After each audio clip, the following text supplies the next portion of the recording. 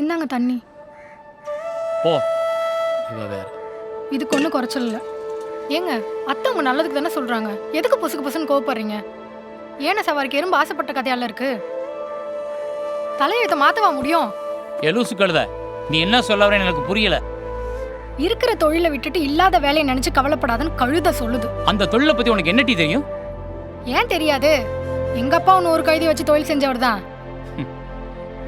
100 இல்ல 101. அது கல்யாணத்துக்கு முன்னாடி. இப்ப 102. கழுதேமல்ல கழுத.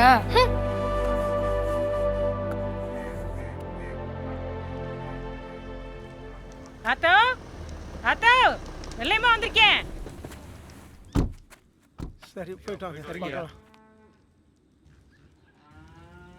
ஐயா என்ன வணக்கம். வெள்ளையம்மா நல்லா இருக்கியா? நல்லா இருக்கேன் சாமி. பொம்பளை பிள்ளை என்ன படிக்கிறா? டாக்டர் படிக்கிறேன் சாமி. நல்ல காரியம். ம் நல்லா படிக்க வைமா. சரிங்க சாமி. வச்சுக்கோமா. நல்லது சாமி, போயிட்டு வரேன் சாமி.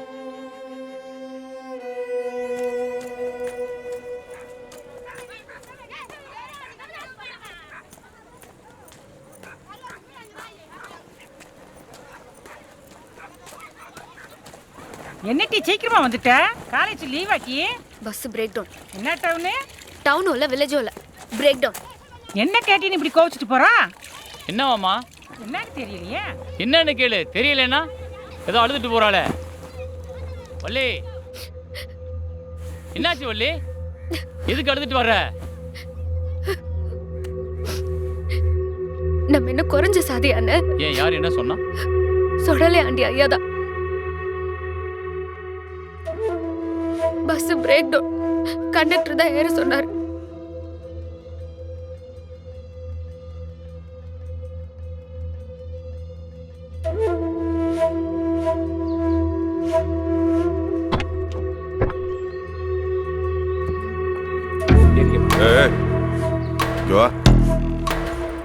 நீ சின்னசாமி தங்கச்சி தானே?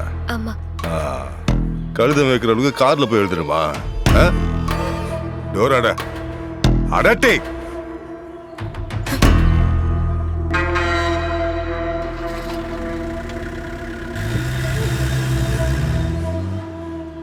நீ சின்னசாமி தங்கச்சி தானே?